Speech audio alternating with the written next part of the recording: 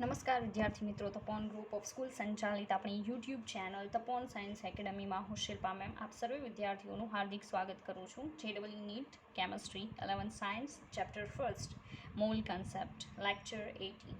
ચાલો, last video લેક્ચરમાં I don't know why but lecture જે છે મેં કમ્પ્લીટ વધારે ઉતારેલો હતો, પણ ખબર નહીં કોઈ ઇસ્યુના કારણે થોડો કટ થઈને તમારા સુધી પહોંચેલો છે, બરાબર. તો એમાં હજી પણ હતું 10-15 મિનિટનું હતું, આઈ થિંક વધારે હશે, તો એ કટ થઈ ગયું, બરાબર છે.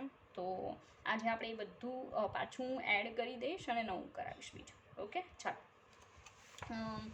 આપણે જે લાસ્ટ ક્વેશ્ચન જોતા હતા ને, બરાબર છે, એ લાસ્ટ ક્વેશ્ચન હું પાછો કરાવું છું કે દેર ઇઝ અ પર્સન, એક વ્યક્તિ છે, ઓકે, અને એ જે વ્યક્તિ છે એના બોડીનું વેઇટ જે છે ઇટ્સ લાઈક 5 kg, બરાબર, આટલા કેજી છે, અને એના બોડીની અંદર કેટલાક એલિમેન્ટ્સ છે, બરાબર છે. કયા કયા એલિમેન્ટ્સ છે? Then first one is oxygen. Oxygen જે છે એના બોડીમાં એ છે 61.4%. પછી કાર્બન છે, carbon is about 22.9%. Then hydrogen, okay, H2, it's about 10.0%. And last one is nitrogen, N2, and it's about 2.6%. Okay, ચાલો. પછી ક્વેશ્ચન આપણને એવો પૂછેલો કે અહીંયા જે હાઇડ્રોજન છે એના બોડીની અંદર, બરાબર છે, એ હાઇડ્રોજન કયો છે? તો હું તમને એક વાત સમજાવી દઉં. Normally 1 hydrogen 1 and second one we have is 1 hydrogen 2, and these two hydrogen which I have written here are isotopes of each other, જેને ગુજરાતીમાં સમસ્થાનિકો કહેવાય. સમસ્થાનિકો જે છે ને એના પરમાણુ ક્રમાંક સરખા હોય, પણ પરમાણુ ભાર કેવા હોય? જુદા જુદા હોય.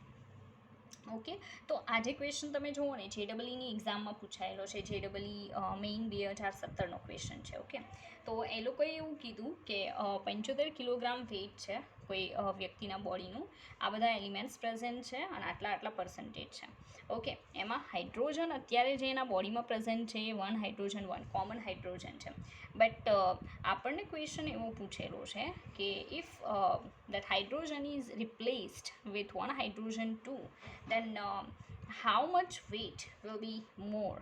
ઓકે, મતલબ જે વેઇટ છે એ વેઇટ કેટલું વધી જશે ઇફ આપણે 1 હાઇડ્રોજન 1ની જગ્યાએ શું લઈ લઈએ? 1 હાઇડ્રોજન 2. ઓકે, આવો ક્વેશ્ચન છે. ઓકે, નાવ આપણે આખું જે કામ કરવાનું છે કોના ઉપર કરવાનું છે? હાઇડ્રોજન. ઓકે, આપણને બાકીના જેટલા પણ એલિમેન્ટ્સ છે, ઓકે, એનથી કોઈ મતલબ છે નહીં. ઓકે, ચાલો. તો આપણે શું કરશું કે ફર્સ્ટ ઓફ ઓલ હાઇડ્રોજન છે એ 10% 75 કિલોગ્રામની અંદર કેટલું વજન કહેવાય? Like we have 75 kg total. Okay, એ વ્યક્તિનું જે વજન છે એ. તો મારું કહેવાનું એમ છે કે જો 100% હાઇડ્રોજન હોત, શું હોત? 100% H2 હોત, તો કેટલા કિલોગ્રામ થાત? 75 kg થાત ને. બટ આપણને ખબર છે કે અંદર ખાલી કેટલા ટકા હાઇડ્રોજન છે? Just 10%, not more than that. Then question mark kg hydrogen is present in the body of that particular person. Okay, તો આપણે શું કરશું? 10 multiply 75 divided by 100, cancel out કરો તો કેટલું આવશે? 7.5 kg. મતલબ જે વ્યક્તિના બોડીનું વજન છે ને 75 કિલોગ્રામ, એમાં 7.5 કિલોગ્રામ કોનું વજન છે? હાઇડ્રોજનનું. પણ એ કયો હાઇડ્રોજન છે? 1 હાઇડ્રોજન 1, મતલબ એક વાળો છે. હું 2 વાળો અંદર હાઇડ્રોજન રિપ્લેસ કરું, આ બધા જેટલા હાઇડ્રોજન હતા, આ 7.5 કિલોગ્રામ જે હાઇડ્રોજન હતો એની જગ્યાએ હું 2 વજનવાળો નાખી દઉં. એક વાળા વજનથી 7.5 કિલોગ્રામ, તો 2 વાળા વજનથી કેટલું વજન થાત હાઇડ્રોજનનું વ્યક્તિના બોડીમાં? આનાથી ડબલ થાત ને. એક વાળાથી 7.5 થાય તો 2 વાળાથી આનાથી કેવું થાય? ડબલ થાય. તો આપણે એમ કહેશું કે જો 1 હાઇડ્રોજન 1 હોય ત્યારે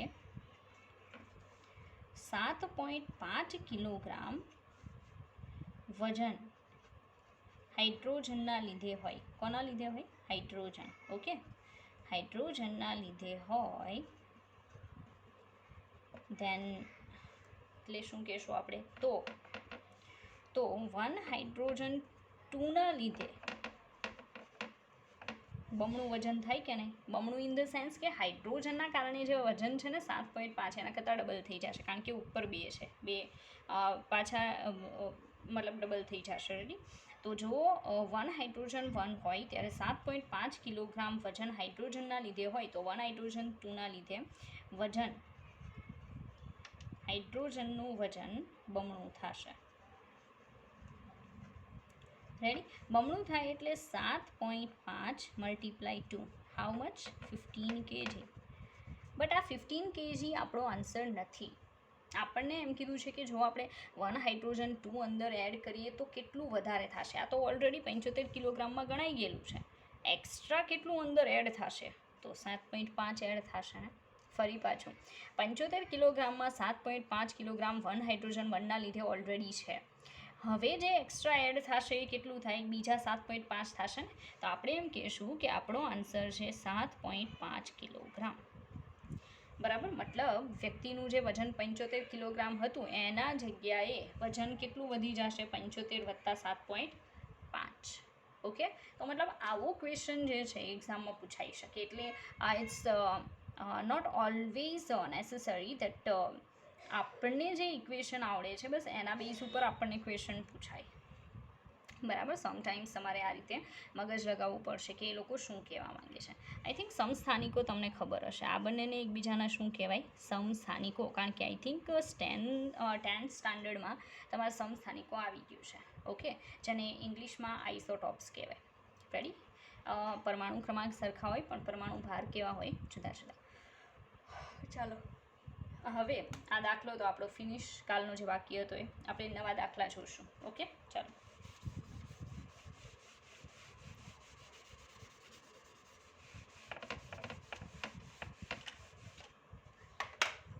રેડી?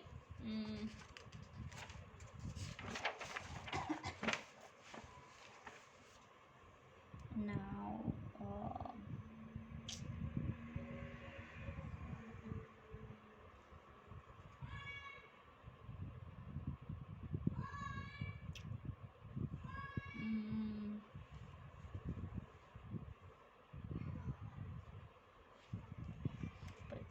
દ્રાવણને KI ના 30 મિલી આપણે તમને નહીં ફાવે, આપણે બીજા જોઈએ.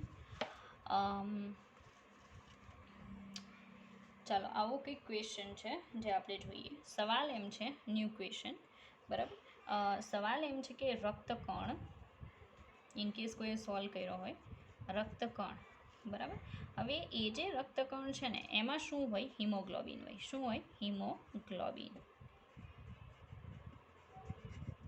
આ હિમોગ્લોબિનની અંદર કયો હોય? Fe+2. આ સવાલ પૂછાય છે, યાદ રાખજો કે હિમોગ્લોબિનમાં Fe+2 હોય કે Fe+3 હોય. તો તમને આન્સર ખબર છે કે હિમોગ્લોબિનમાં શું હોય? Fe+2. ઓકે? એણે જ કીધું કે હિમોગ્લોબિન 0.33% આયર્ન ધરાવે છે. આ આયર્ન જે છે ને, લોખંડ, કેટલા ટકા ધરાવે છે? 0.33% હિમોગ્લોબિન લોખંડ ધરાવે છે. હિમોગ્લોબિનનો અણુભાર, હિમોગ્લોબિનનું મોલેક્યુલર માસ આપેલું છે આપણને 67,000.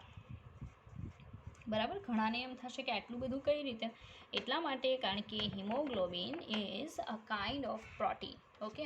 અને જે પ્રોટીન હોય ને એના મોલેક્યુલર માસ બહુ હાઈ લેવલના હોય છે. ઓકે? ચાલો. હિમોગ્લોબિનના દરેક અણુમાં હાજર આયર્ન પરમાણુઓની સંખ્યા કેટલી? હિમોગ્લોબિનના દરેક અણુમાં, સાંભળજો, હિમોગ્લોબિનના દરેક અણુમાં હાજર Fe ના પરમાણુની સંખ્યા કેટલી?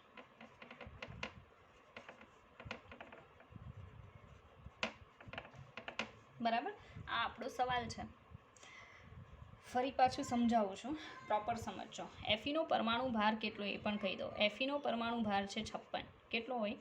56 ગ્રામ પર મોલ. ચાલો, રેડી? ઓકે. ચાલો. રક્તકણ છે એમાં હિમોગ્લોબિન હોય. હિમોગ્લોબિનમાં શું હોય? Fe+2, જે કેટલા ટકા પ્રેઝન્ટ હોય? 0.33% હોય. હવે એણે આપણને હિમોગ્લોબિનનું મોલેક્યુલર માસ આપ્યું 67,000. તો હિમોગ્લોબિનના દરેક અણુમાં હાજર Feની સંખ્યા શોધો. ચાલો, તો આપણે આને સોલ્વ કરવાની ટ્રાય કરીએ. તો હવે એક વસ્તુ આપણી પાસે છે કે આપણને આનો અણુભાર ખબર છે હિમોગ્લોબિનનો, એ અણુભાર જેટલું એનું વજન હોય એમાં એફી કેટલા ટકા હાજર હોય? 0.33%. તો આપણે શું કરીએ, 67,000ના 0.33% કાઢવી એટલે ખબર પડી જાય કે હિમોગ્લોબિનમાં એફી કેટલા ગ્રામ પ્રેઝન્ટ છે. કેટલાના 0.33% કાઢવાના? 67,000ના. તો આપણે કહીએ કે જો 67,000 ગ્રામ એફી હોય, બરાબર છે, આને કેન્સલ આઉટ કરવું પડશે, ઇઝ ઇક્વલ ટુ જો કેટલા 100% એફી હોય તો 67,000 ગ્રામ એફી થાય, પણ અંદર કેટલા ટકા છે? ખાલી 0.33. માટે જો 0.33% એફી હોય તો કેટલા ગ્રામ એફી થાય? માટે 0.33, ઓકે, એને ગુણ્યા 67,000 અને એને ભાગ્યા કેટલા? 100. કેન્સલ આઉટ, બે મીંડા. ચાલો આપણે મલ્ટિપ્લિકેશન કરશું, રેડી, કે જેથી આપણને ખબર પડે કે કઈ આપે જવાનું છે. 0.33 મલ્ટીપ્લાય 670 એન્ડ આન્સર ઇઝ 221.1. કેટલું આવે છે? 221.1 ગ્રામ એફી છે. મતલબ હિમોગ્લોબિનના એક અણુમાં એફીનું વજન કેટલું છે? 221.1 ગ્રામ જેટલું છે. ફરી પાછું એણે એમ કીધું કે હિમોગ્લોબિનનો અણુભાર છે 67,000. એક અણુનો અણુભાર હંમેશા એક અણુનો હોય, મતલબમાં 6.022 × 10⁻23 નોર્મલી એ રીતે. તો એનું કહેવાનું એમ છે કે અણુભાર કેટલો છે? 67,000 ગ્રામ પર મોલ છે. હવે એમાં સાંભળો, એમાં એણે એમ કીધું કે મોલિક્યુલર માસ 67,000 ગ્રામ પર મોલ છે, 0.33% એફી ધરાવે છે. ચાલો એ બધી ખબર પડી ગઈ. હવે આપણે એમ કરશું કે જો 67,000 ગ્રામ એફી હોય તો એને 100% કહેવાય, મતલબ 100% એફી હોય તો આટલું વજન હોય એફીનું, તો 0.33% એ કેટલું વજન હોય? તો કેટલું મળ્યું? 221.1 ગ્રામ મળ્યું. હવે આપણને એફીનું વજન મળી ગયું હિમોગ્લોબિનના એક અણુમાં, રેડી. તો હવે આપણે શું કરીએ? એફીના પરમાણુ ફાઇન્ડ કરવા છે. તો પહેલાં તો હું ગોતવા પડશે એના. એક પરમાણુનું વજન કેટલા ગ્રામ હોય એફીનું? 56. તો આટલાને 56 વડે ભાગવી તો પરમાણુની સંખ્યા મળી જાય. આપણે એમ કહીએ કે જો 56 ગ્રામ એફી હોય તો એક પરમાણુ માટે 221.1 ગ્રામ એફી એ કેટલા પરમાણુ થાય? તો શું થશે? 221.1 ડિવાઇડેડ બાય 56. ચાલો જોઈએ કેટલા અણુ મળે છે. 221.1 ડિવાઇડેડ બાય 56, આન્સર આવે 3.94. એટલે આન્સર કેટલો આવે? 4. બરાબર. કેટલા આવ્યા પરમાણુ? 3.94. એટલે નિયરલી ઇક્વલ ટુ કેટલા આવે? 4 પરમાણુ. રેડી. કેટલા પરમાણુ થશે ટોટલ? 4 પરમાણુ હશે. એક હિમોગ્લોબિનના અણુમાં એફીના પરમાણુની સંખ્યા કેટલી આવશે? 4. ઓકે, તેમ છતાંય હું ચેક કરી લઉં છું. 55માં 3rd and answer is 4. Ready. ચાલો, તો આઈ હોપ તમને ખબર પડી ગઈ હશે કે આ રીતે પણ કામ કરવું પડશે. બધામાં ઇક્વેશન લાગે. ઇક્વેશન આપણે શીખ્યા છીએ અને ત્રિરાશિ મૂકું છું હું દર વખતે, તમે જોઈ લો. આ ત્રિરાશિ ઉપરથી છે, પછી આજે છે એ પણ ત્રિરાશિ ઉપરથી છે, પછી બસ નોર્મલી આ રીતે હોય છે. તો મોસ્ટ ઓફ ધી ટાઈમ એવું બનશે કે જ્યારે તમારે કોઈ ઇક્વેશન યુઝ નહીં કરવાનું હોય ત્યારે આ રીતે ત્રિરાશિ યુઝ કરીને તમે કામ કરી શકશો, પણ તમારું માઇન્ડ ચાલવું જોઈએ. એ જરૂરી નથી, મેં પહેલાં પણ કીધું હતું કે તમને અત્યારે બધી ખબર પડી જાય, ધીરે ધીરે તમે ટેવાઈ જશો. એટલે મેં કીધું એમ આ દાખલા પછી તમારા માટે કાંઈ નહીં હોય. ચાલો એક નવો દાખલો જોશું આપણે. રેડી? હા, ઓકે, નાઇસ. ચાલો, સવાલ એમ છે, આઈ થિંક મેં નહીં કરાવ્યો હોય. આપણને એમ કીધું કે 98 મિલીગ્રામ H2SO4 છે.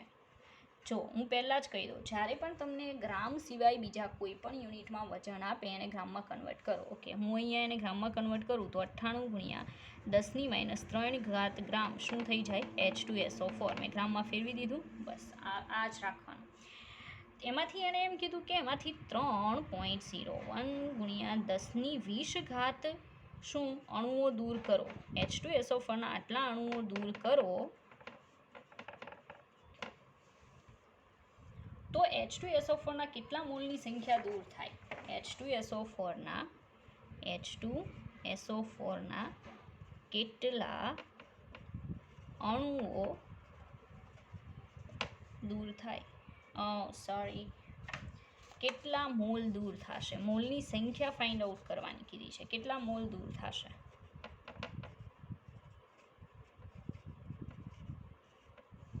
રેડી? આવો ક્વેશ્ચન આપણને પૂછ્યો છે. દેન આપણે શું કરશું કે નોર્મલી આપણને ખ્યાલ છે કે 1 મોલ અણુ દૂર થાય તો એ કેટલા દૂર થયા કહેવાય? 6.022 ગુણ્યા 10⁻23. સીધી વાત છે, કારણ કે આપણે જોઈ ગયા છીએ કે કોઈપણના 6.022 ગુણ્યા 10⁻23 અણુઓ એટલે કેટલા મોલ દૂર થયા કહેવાય? 1 મોલ થાય. આ આંકડો ફિક્સ જ છે, ગમે ત્યારે તમારે યુઝ કરવાનો થાય. આંકડા, પરમાણુ, ઇલેક્ટ્રોન કંઈ બી પૂછે એટલે 6.022 ગુણ્યા 10⁻23 અણુઓ એટલે કેટલા મોલ દૂર થયા કહેવાય? 1. Then we have 3.01 into 10⁻20 અણુઓ,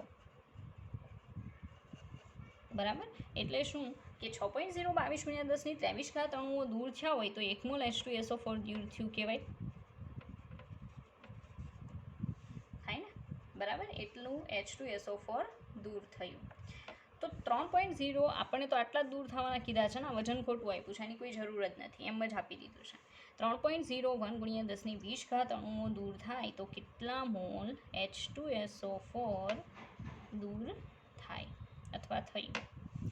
માટે આપણે શું કરશું? 3.01 ગુણ્યા 10⁻20 ડિવાઇડેડ બાય 6.022 ગુણ્યા 10⁻23 થઈ જશે. ચાલો કેલ્સી કરીએ આપણે, કેટલું આવે છે? તો 3.01 ડિવાઇડેડ બાય 6.022, આપણો આન્સર આવે છે 0.499. ઓકે, કેટલો આવે છે? 0.499 ઇન્ટુ 10⁻². હવે 23 છે ને, 23ને ઉપર લઈ જાઓ તો શું લખાય? આ રીતે થાય, 20 - 23 કેટલા આવે? -3 આવે. તો અહીંયા કેટલી ઘાત આવશે? -3.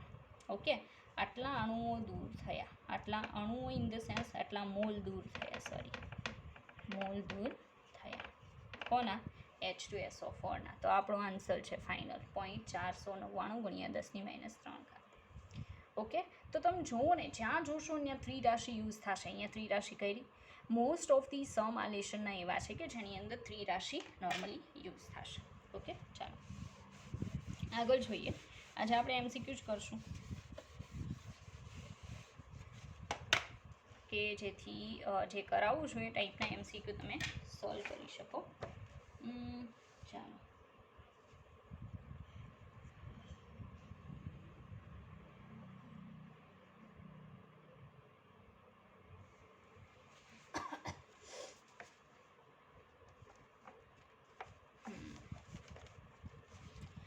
સવાલ એવો પૂછ્યો કે એક સંયોજનમાં ક્રોમિયમ છે અને બીજું ઓક્સિજન છે. ક્રોમિયમ છે અને બીજું ઓક્સિજન છે. એણે એમ કીધું કે ક્રોમિયમ જે છે એના પરમાણુ 4.8 ગુણ્યા 10⁻10 જેટલા છે, બરાબર? અને ઓક્સિજનના પરમાણુ છે 9.6 ગુણ્યા 10⁻10, બરાબર? અને તેનું પ્રમાણ સૂચક સૂત્ર ખાલી જગ્યા છે.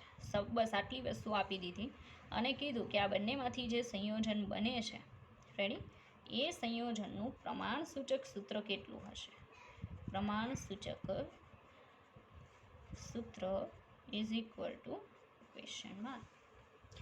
તો આપણે પ્રમાણ સૂચક સૂત્ર ફાઇન્ડ આઉટ કરીને બતાવવાનું છે. ઓકે, તો મોલની સંખ્યા મળી જાય કે નહીં? જો 6.022 ગુણ્યા 10⁻23 ઇનકેસ પરમાણુ હોય તો એ કેટલા મોલ થયા કહેવાય? 1 મોલ. તો આપણને તો ક્રોમિયમના 4.8 ગુણ્યા 10ની કેટલી? 10 ઘાત આપેલી છે ને, 10 ઘાત પરમાણુ છે. ધેન કેટલા મોલ હશે એ આપણે ફાઇન્ડ કરવાનું છે. તો અહીંયા લખી શકાય 4.8 ગુણ્યા 10⁻10 ડિવાઇડેડ બાય 6.022 ગુણ્યા 10⁻23 થશે. ચાલો ગણતરી કરીએ, જોઈએ કેટલું આવે છે. 4.8 ભાગ્યા 6.022 0.79. Okay,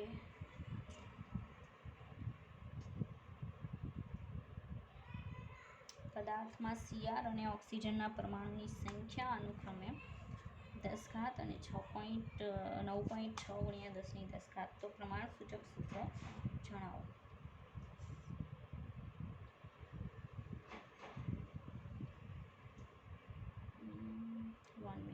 CR2O3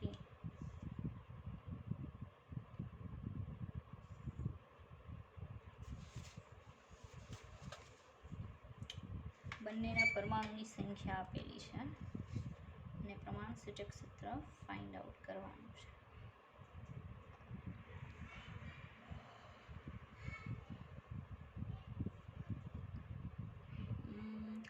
one minute. ચાલો તો પહેલાં આનો આન્સર લખી નાખીએ. 0.7970 ઓકે into 10⁻⁻³ મોલ આટલા છે ક્રોમિયમ. હવે ઓક્સિજનનું ફાઇન્ડ કરીએ કે ઓક્સિજન કેટલા, તો 6.022 ગુણ્યા 10⁻23 પરમાણુ હોય બરાબર, તો 1 મોલ ઓક્સિજન કહેવાય. તો માટે 9.6 ગુણ્યા 10⁻10 પરમાણુ હોય ત્યારે એના કેટલા મોલ થાય. ઓકે ચાલો તો એવું સેમ અહીંયા થશે ને, તો 9.6 into 10⁻10 divided by 6.022 10⁻23. ઓકે તો એની ગણતરી આપણે કરીએ. 9.6 divided by 6.022 તો 1.59 into 10⁻2 -3 મોલ. ઓકે ચાલો ઓકે આટલા મોલ થશે. હવે એ જે મોલ મળે છે બરાબર, એને કોઈ ચોક્કસ આંકડા વડે મલ્ટીપ્લાય કરવું પડશે તો આપણો આન્સર આવે, નહીં તો નહીં થાય. જે આ મોલ આવે છે એ અને આ મોલ બંનેના મોલ તો છે આપણી પાસે બરાબર છે, પણ એ મોલમાં આપણી પાસે પોઈન્ટમાં છે તો એને કોઈ ચોક્કસ આંકડામાં પહેલાં કન્વર્ટ કરવું પડે. ઓપ્શન કેટલા આપ્યા છે એ ઓપ્શન તમને કહી દઉં. અહીંયા ફર્સ્ટ ઓપ્શન જે છે એ આપેલો છે આપણને CR2O3, બીજો ઓપ્શન છે CRO2, ત્રીજો ઓપ્શન આપેલો છે CR2O4 અને ચોથા ઓપ્શનમાં છે એક પણ નહીં. શું આવશે? એક પણ નહીં. રેડી? આવા ઓપ્શન આપેલા છે. આપણને પૂછેલું છે કે આટલા પરમાણુ અંદર પ્રેઝન્ટ છે બરાબર છે, તો એનું પ્રમાણ સૂચક સૂત્ર શું હશે બરાબર. તો 1.59 છે, 1.59 એને મલ્ટીપ્લાય 2 કરું તો 3.8. ઓકે એ ચાલશે. પછી 0.797 મલ્ટીપ્લાય 2 કરું તો 1.59. તો 1.59 ઇઝ ઇક્વલ ટુ આપણે કેટલું લેવું પડે? 2 લેવું પડે તો થાય બરાબર. ચાલો તો પોઈન્ટમાં તો ચાલશે નહીં, સાંભળજો. એમાં પછી આ જે છે ને એ આંકડા આપણે ગણતરીમાં ના લઈ શકીએ. મોલની સંખ્યા જે પણ આપણને મળે છે રેડી, એમાં આ જે પોઈન્ટ જે છે એ આપણે ગણતરીમાં લઈ શકીએ નહીં. તો આપણી પાસે ઓપ્શન શું બને? એને કેન્સલ આઉટ કરી અપૂર્ણાંકમાં તો હશે નહીં બરાબર છે. તો શું કરી શકાય? જો હું આ 1.594 જે છે એને મલ્ટીપ્લાય 2 કરું તો મારો આન્સર કેટલો આવે? 3 ઓક્સિજન આવે. અને આ જે 0.797 મલ્ટીપ્લાય હું 2 કરું બરાબર, તો કંઈક આન્સર કેટલો આવે છે? 0.797 મલ્ટીપ્લાય 2 એટલે કંઈક આવશે 1.59. 1.59 ઇઝ નિયરલી ઇક્વલ ટુ કેટલું લેવું પડે? 2. નિયરલી ઇક્વલ ટુ 2 ક્રોમિયમ લેવા પડે. તો આપણો આન્સર બને CR2O3 બરાબર. હું જોઈ લઉં છે કે નહીં. 51માં 2 ઓકે CRO2 આવે છે, CRO2 ઓકે ચાલો. તો એનો સીધો મતલબ એમ છે કે તો ગણતરી બિલકુલ નથી કરવાની બરાબર, એ અણુસૂત્ર થઈ જશે. એટલે આપણે શું કરશું કે અહીંયા આ જે કરેલું છે ને તો 2 વડે મલ્ટીપ્લાય, એ આખો પોર્શન કરવાની જરૂર નથી. જો અણુસૂત્ર કે તો તમારે એ પોર્શન કરવાનું, મલ્ટીપ્લાય કરવું પડશે ઘણીવાર બરાબર, એવા સમ હોય છે. પણ અત્યારે તો શું ડાયરેક્ટલી થશે ને કે આટલો જે પાર્ટ દેખાય છે એ નિયરલી ઇક્વલ ટુ તમે કેટલો કહી શકો 1, અને આટલો જે પાર્ટ દેખાય નિયરલી ઇક્વલ ટુ કેટલો થશે 2. તો આન્સર શું બનશે? CrO2. બરાબર.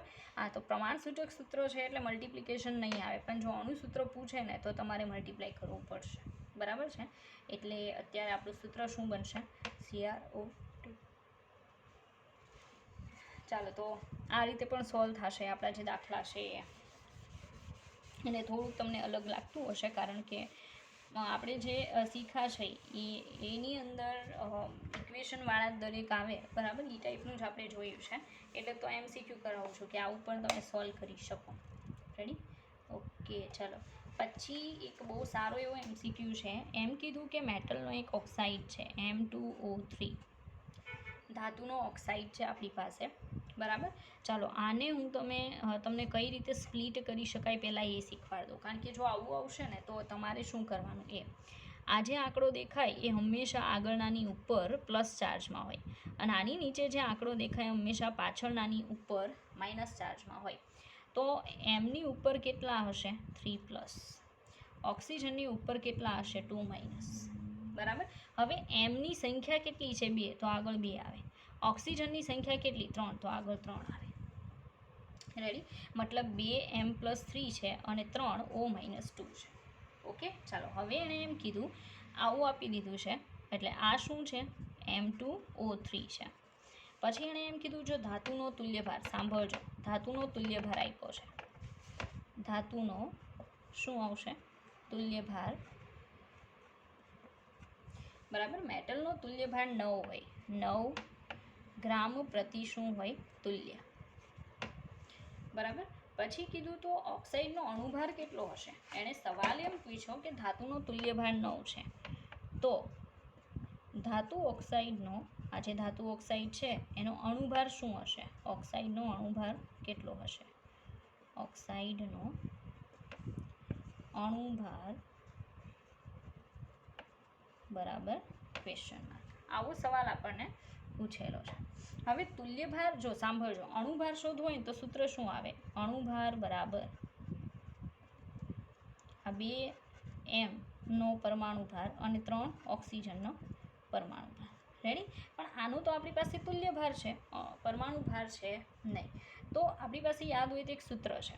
બરાબર છે. એ સૂત્ર કયું છે એ તમને કહી દઉં. ચાલો, આપણી પાસે છે કે તુલ્યભાર બરાબર, આ ભણ્યા છો ને તમે, તુલ્યભાર બરાબર શું આવે? પરમાણુ ભાર કે અણુભારના છેદમાં સંયોજકતા. શું આવે? સંયોજકતા. આવું આપણે સૂત્ર જોઈ ગયા છે. હવે આમાં આપણે શું જોઈએ છે? પરમાણુ ભાર જોઈએ છે, કારણ કે તુલ્યભાર છે અને સંયોજકતા. સંયોજકતા ધાતુની કેટલી છે? +3. રેડી? તો અહીંયા +3 છે એટલે કે 3 ગણવાના, આપણે ચાર્જ નહીં ગણવાનો. તુલ્યભાર 9 છે. બંનેનું મલ્ટિપ્લિકેશન કરો એટલે ધાતુનો શું મળે? પરમાણુ ભાર. આપણે અહીંયા કહીશું કે માટે પરમાણુ ભાર બરાબર શું આવશે? સંયોજકતા ગુણ્યા શું આવશે? તુલ્યભાર થાય. રેડી? ચાલો, સંયોજકતા 3 છે અને તુલ્યભાર 9 છે. 9 × 27 ગ્રામ પ્રતિ મોલ. શું મળી ગયું? એનો પરમાણુ ભાર મળી ગયો ને, જે આપણે અહીંયા એડ કરી શકીએ. ઓકે, તમારું માઇન્ડ ચલાવવું પડશે, ત્યારે તમે બધી વસ્તુને સમજી શકશો. એટલે જ હું આમાં ડિફિકલ્ટ ભલે હોય, જે પણ છે એટલા કોઈ ડિફિકલ્ટ નથી. તમે સમજતા જશો એમ એ વસ્તુ તમારામાં આવતી જશે. ચાલો, તો એમ એટલે મેટલનો અહીંયા પરમાણુ ભાર મૂકવાનો છે, આપણે ગોતી નાખો. ઓક્સિજનનો બધાને આવડે કેટલો હોય? 16. ચાલો, તો 2 × 27 +3 × 16, 27 × 54 ને 16 × 48. કેટલું થાય આન્સર? 8, 9, 10, 11, 12 વધી 1, 4 ને 1, 5 એટલે 102 ગ્રામ પર મોલ. તો આપણને મળી ગયો કોનો મોલેક્યુલર માસ મેળવો? તો આખી આ જે મેટલનો ઓક્સાઇડ છે એનો આપણને મોલેક્યુલર માસ મેળવો 102 ગ્રામ પર મોલ. ઓકે, તો આ રીતે આખો દાખલો જે છે એ થશે. પહેલાં તો શું કરવાનું? મેટલનો ઓક્સાઇડ હોય એના 2 ભાગ કરવાના, ધનાયન છૂટો પાડવાનો, ઋણાયન છૂટો પાડવાનો. એની સંખ્યા આગળ લખવાની. કઈ રીતે છૂટો પડે અહીંયા સમજાવી દીધું. પછી અણુભાર એટલે શું? તો 2 ગુણ્યા મેટલનો પરમાણુ ભાર પ્લસ 3 ગુણ્યા ઓક્સિજનનો પરમાણુ ભાર. પણ આનો આપણી પાસે પરમાણુ ભાર છે નહીં, એટલે આ સૂત્ર વાપર્યું કે તુલ્ય ભાર બરાબર પરમાણુ ભારના છેદમાં સંયોજકતા. તેમાં પરમાણુ ભારને કરતા બનાવીએ તો સંયોજકતા ગુણ્યા તુલ્ય ભાર. તુલ્ય ભાર 9 આપેલો છે, સંયોજકતા કેટલી છે? 3 મલ્ટીપ્લાય કરીએ તો 27. ઓકે, મેટલના પરમાણુ ભારમાં 27, ઓક્સિજનનો બધાને ખબર 16 હોય. ગણતરી કરો કેટલો આન્સર આવે? 102 ગ્રામ પર મોલ. ચાલો આગળ વધીએ, આપણે નવું MCQ લઈએ.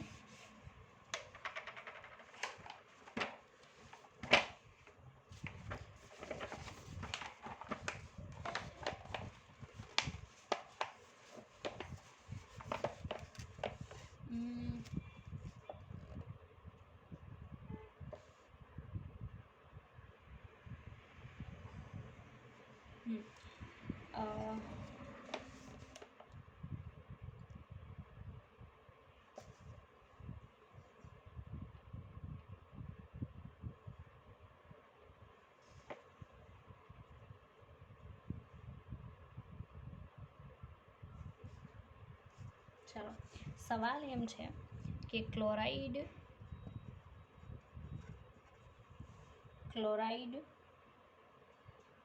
ધાતુ 71% વજન ધરાવે છે અને તેની બાષ્પ ઘનતા 50 છે, તો ધાતુનો પરમાણુ ભાર કેટલો? એક ધાત્વિક ક્લોરાઇડ છે, ધાત્વિક ક્લોરાઇડ કે જેની અંદર ક્લોરાઇડ જે છે એ 71% છે. બરાબર. જો એ 71% હોય તો મેટલ જે છે એ મેટલ કેટલા ટકા હોય? બોલો. આ 71% એટલે 71 ગ્રામ લઈ શકો. બાકીનું વધે કોનું વજન હોય? મેટલનું. ચાલો 100માંથી 71 માઇનસ કરો તો કેટલા વધે? 75 કરો તો 25. બરાબર. 26, 27, 28, 29 ગ્રામ મેટલ હોય. ઓકે. ચાલો પછી એમ કીધું કે તેની બાષ્પ ઘનતા, એટલે કે ક્લોરાઇડની બાષ્પ ઘનતા છે 50 છે. તો મેં શીખવાડ્યું હતું કે અણુભાર શોધવો હોય તો અણુભાર બરાબર શું કરવાનું? 2 ગુણ્યા બાષ્પ ઘનતા. રેડી? તો ઇઝ ઇક્વલ ટુ 2 ગુણ્યા 50 કેટલા આવશે?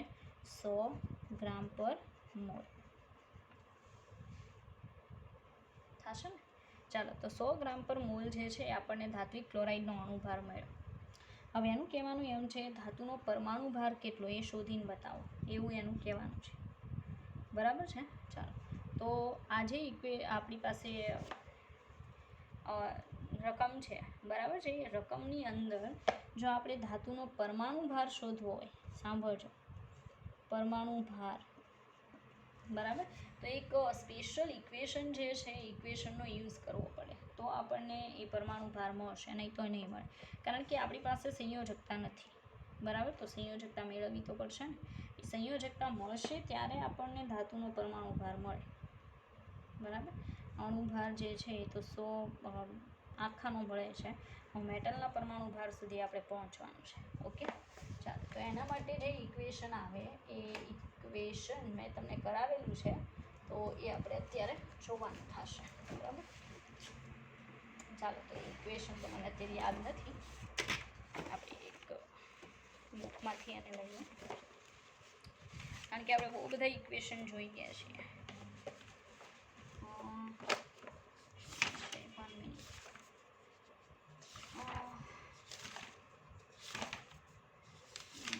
Chlorine,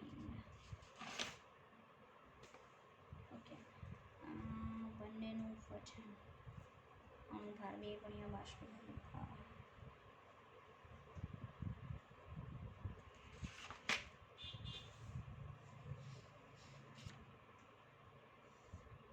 okay. ચાલો, તો આ તો ફિક્સ થઈ ગયું કે આપણી પાસે ધાતુનો ક્લોરાઇડ છે, બરાબર, જેની બાષ્પ ઘનતા 79 છે. તો આપણી પાસે યાદ હોય તો એક ઇક્વેશન હતું. ઇક્વેશન આવું છે, ધાતુનો તુલ્યભાર બરાબર, આને હું ઇરેઝ કરું છું.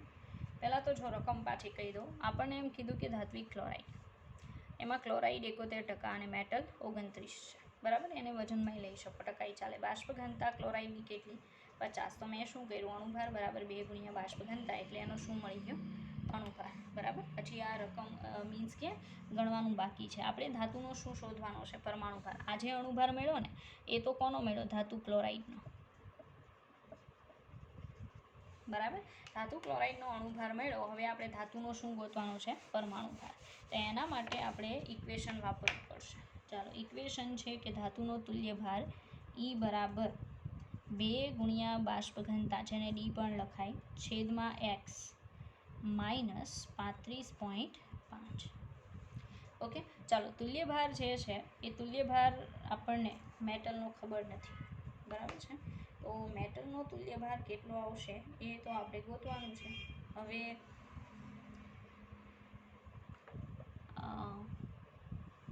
35.5 બાષ્પ ઘનતા આપેલી છે, આપણને એની સંયોજકતા ખબર નથી, બરાબર. અને ધાતુનો તુલ્યભાર જે છે એ તુલ્યભાર આપણી પાસે નથી. તો શું કરી શકાય કે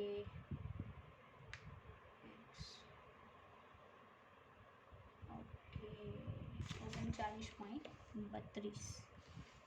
okay, we have 39.32. Okay, metal ઓક્સાઇડનો આપે તો થાય 39.32. એક મિનિટ, હું રકમ પાછી રીડ કરું છું. ક્લોરાઇડ ધાતુ 71% વજન ધરાવે છે, તેની બાષ્પ ઘનતા 50 છે. તો ધાતુનો પરમાણુ ભાર કેટલો? ઓકે, બાષ્પ ઘનતા 50 છે. એક ક્લોરાઇડમાં ધાતુ 71% વજન ધરાવે છે. ધાતુ 71% વજન ધરાવે છે, તેની બાષ્પ ઘનતા 50 છે. તો ધાતુનો પરમાણુ ભાર કેટલો? પરમાણુ ભાર કેટલો?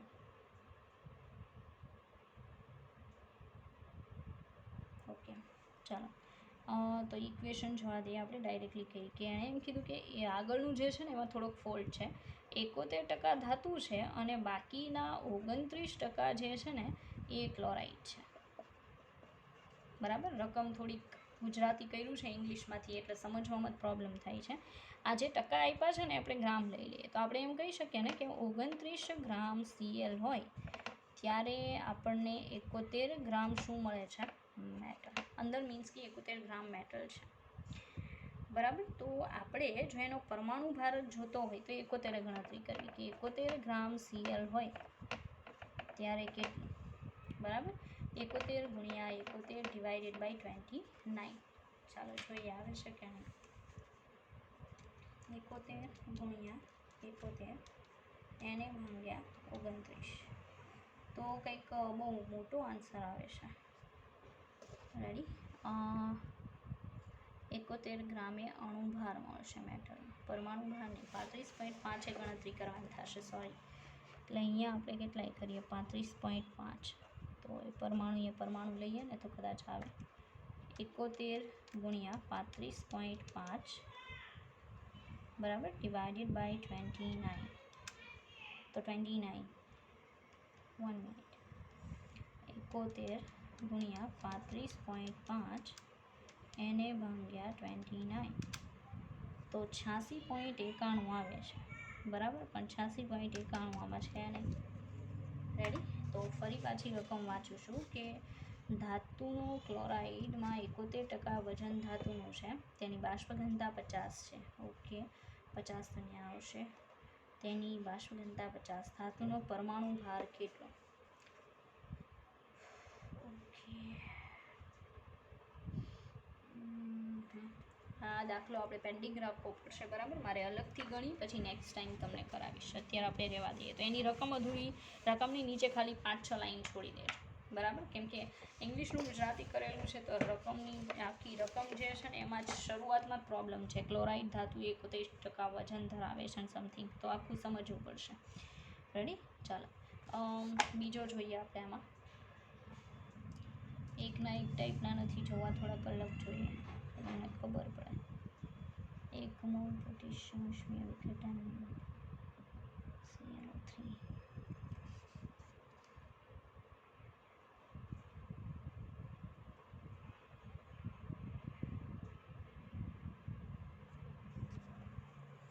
1 મોલ NaOH ના તટસ્થીકરણ માટે જરૂરી 70% H2SO4 જરૂરી દળ કેટલું હશે?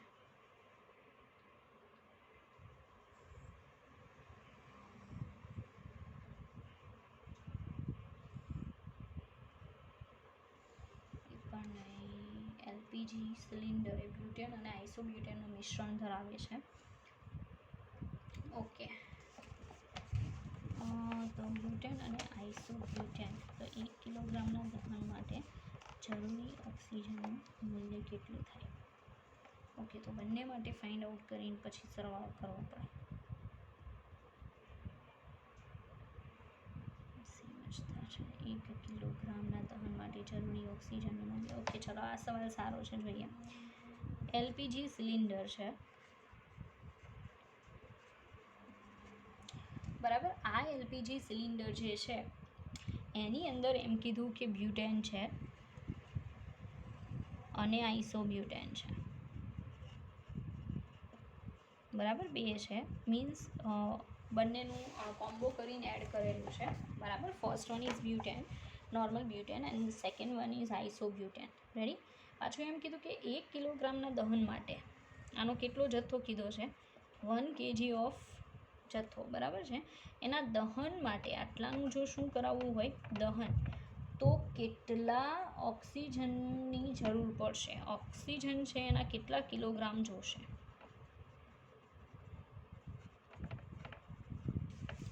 આવો સવાલ પૂછેલો છે, બરાબર છે. તો ફર્સ્ટ ઓફ ઓલ તો આપણે બ્યુટેન લખવું પડે, બરાબર. બ્યુટેન એટલે CH3 CH2 CH2 CH3 થશે. આ બ્યુટેન છે. તો બ્યુટેનનો અણુભાર શોધવો પડશે. કાર્બન કેટલા છે? 1 2 3 અને 4, તો 4 કાર્બન, પ્લસ હાઇડ્રોજન 3 ને 2 5 6 7 8 9 10 10 હાઇડ્રોજન. ચાલો, તો 4 ગુણ્યા કાર્બન એટલે 12, પ્લસ 10 ગુણ્યા 1, 12 ચોક 48, પ્લસ 10 કેટલા થશે? 58 ગ્રામ પર મોલ. તો આજે આપણને મળ્યું ને એ આપણને હજી બ્યુટેનનો અણુભાર મળ્યો છે. એની શું કામ જરૂર પડશે? કારણ કે અણુભાર જે છે, બરાબર છે, 1 કિલોગ્રામ આપ્યું છે, તો મોલની સંખ્યાને એવું ખબર પડે ને આપણને. રેડી. ચાલો, તો બ્યુટેનનો અણુભાર ખબર પડી ગઈ. અહીંયા બ્યુટેનનું વજન આપ્યું છે 1 કિલોગ્રામ, એટલે 1000 ગ્રામ થાય.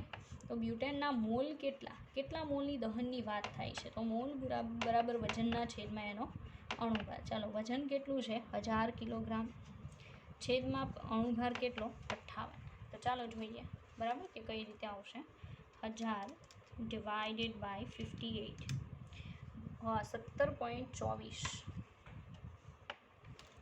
17.24 મોલ, બરાબર. તો એને એમ કીધેલું છે, ફરી પાછી રકમ જોઉં છું. એલપીજી સિલિન્ડર એ બ્યુટેન આઇસોબ્યુટેનનું મિશ્રણ ધરાવે છે. તેના 1 કિલોગ્રામના દહન માટે જરૂરી ઓક્સિજનનું મૂલ્ય કેટલું થાય? બરાબર.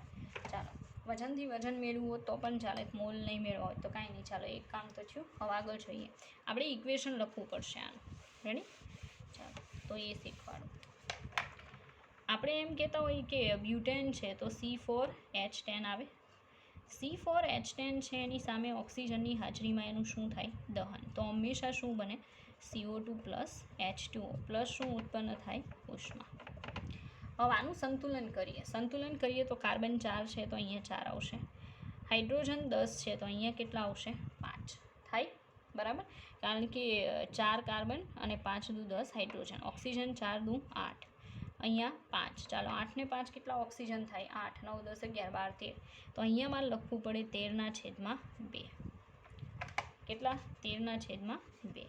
હવે સાંભળજો, આનો આપણે અણુભાર ગોઈતો હતો, કેટલા હતો? 58 ગ્રામ હતો. 58 ગ્રામ માટે 13/2, બરાબર, ગુણ્યા 16 ગ્રામ ઓક્સિજન જોઈએ. માટે 1000 ગ્રામના દહન માટે કેટલા ગ્રામ ઓક્સિજન જોઈએ? તો શું આવશે? 1000 ગુણ્યા 13/2 ગુણ્યા 16, બરાબર. અહીંયા આ જે છે 1000, એના છેદમાં શું આવશે? તો 58. ચાલો, ગણતરી કરીએ કેટલો જવાબ આવે છે. આ ગ્રામમાં છે, આપણે 1000 ગુણ્યા 13, એને ગુણ્યા આવશે 16. ચાલો, એને ભાગ્યા 58 અને એને ભાગ્યા 2, તો આવશે 17 17.93 બરાબર, 17.93 સમથિંગ આવે છે. ઓકે, હા રેડી. 18, 1 મિનિટ જોઈજો.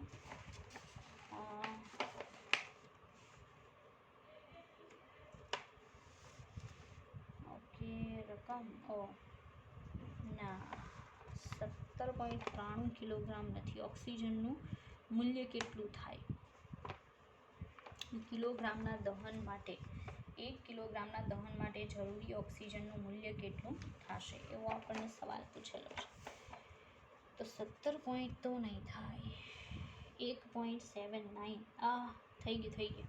ઓકે રેડી, ચાલો. તો આપણો આન્સર આવે છે 1793. ગોડ, આ ગ્રામમાં આવે છે. આપણે જવાબ એમાં જોઈએ કિલોગ્રામમાં, તો આને 1000 વડે શું કરવાનું? ડિવાઈડ.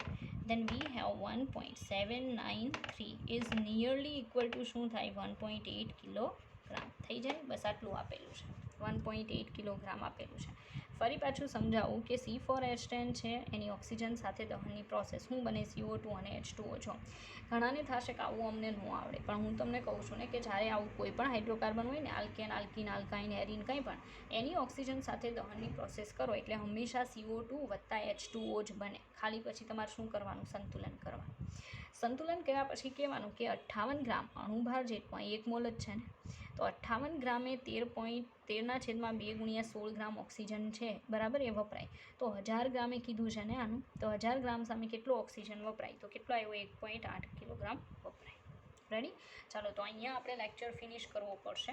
અને જે ઓલો દાખલો પેન્ડિંગ રાખ્યો છે એનું રીઝન છે કે એમાં રકમ જે છે ને, બરાબર, એ રકમ પહેલેથી જ પ્રોપર નથી આપેલી. ઇંગ્લિશનું ગુજરાતી કરવામાં પ્રોબ્લેમ છે, એના કારણે મેં પેન્ડિંગ રાખેલો છે, જે આપણે નેક્સ્ટ ટાઈમ જોઈશું. ઓકે, ચાલો, તો નેક્સ્ટ લેક્ચરમાં